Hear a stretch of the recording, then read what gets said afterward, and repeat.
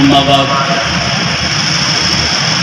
یہاں اسٹیج پر اور پنڈال میں مختلف طبقات زندگی سے وابستہ بہت سے افراد موجود ہیں۔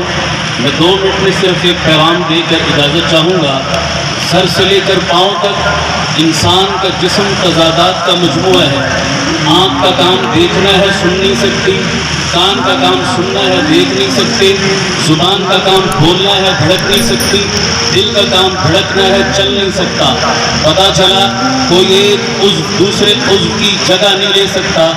ہر ایک دوسرے کی ضد ہے، عکس ہے، اپوزٹ ہے، تضادات ہیں ان میں۔ ان تمام ضدوں کو جمع کیسے کیا گیا؟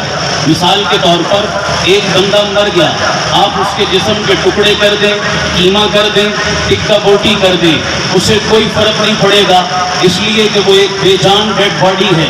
لیکن اسی جسم کے اندر اگر روح موجود ہے، روح کی موجودگی میں کاٹنا اور کٹنا تو درکنار، اگر کانٹا بھی چبھے گا پورا جسم گردش میں آئے گا۔ مثال کے طور پر پاؤں کے تلوے میں کانٹا چبھا، اگر آنکھ روئے گی، کان سنے گا، دماغ سوچے گا، زبان بولے گی، قدم چلے گا، ہاتھ اٹھے گا۔ ایک کانٹے کی خاطر پورا جسم کا نظام متحرک ہو گیا۔ یہ ضدوں کا مجموعہ تھا جسم۔ اس ضدوں کے مجموعے میں جب تک روح نہ تھی اس وقت تک کوئی عضو دوسرے عضو کے لیے نہیں بولتا تھا، لیکن جب اس کے اندر روح آئی ہے تو اس روح نے اس پورے جو ہے وہ تضادات کے مجموعے کو اکٹھا کر دیا۔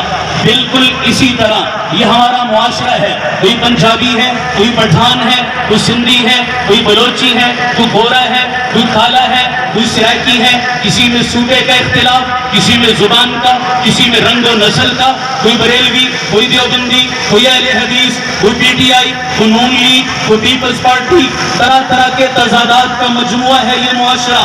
یہ بے حس لاش کی طرح پڑا ہوا ہے، جیسے جسم سے روح نکل جائے ٹکڑے کر دو اسے کوئی پرواہ نہیں، لیکن جسم میں روح آ گئی، پورا جسم اکٹھا ہو گیا۔ اب تلوے پہ کانٹا بھی چبھے گا، برداشت نہیں ہو سکتا۔ لیاقت پاک میں جمع ہونے والے نبی کے غلاموں، پیغام یہ دینا چاہتا ہوں کہ جیسے بکھرے ہوئے جسم کو اکٹھا کرنے والی چیز کا نام روح تھا، ایک بکھرے ہوئے معاشرے کو اکٹھا کرنے والی ذات کا نام محمد ہے، جیسے حضور کی ذات آج ہمارے درمیان موجود ہے۔ اسٹیج اور مجمع میں بریلوی بھی، دیوبندی بھی، اہل حدیث بھی، پی ٹی آئی والا بھی، نون لیگ والا بھی، پیپلز پارٹی والا بھی، تمام تر اختلافات کو بھلا کر آج اس مجمع میں اکٹھے ہو کر نبی کی ذات کا پرچم بلند کر کے ختم نبوت کا نعرہ لگا کر پوری دنیا کو پیغام دے رہے ہیں۔ نبی کے نام پر کل بھی اکٹھے تھے، آج بھی اکٹھے ہیں، قیامت کی صبح تک اکٹھے ہو کر نبی کے دشمنوں کے خلاف اعلان بغاوت کرتے رہیں گے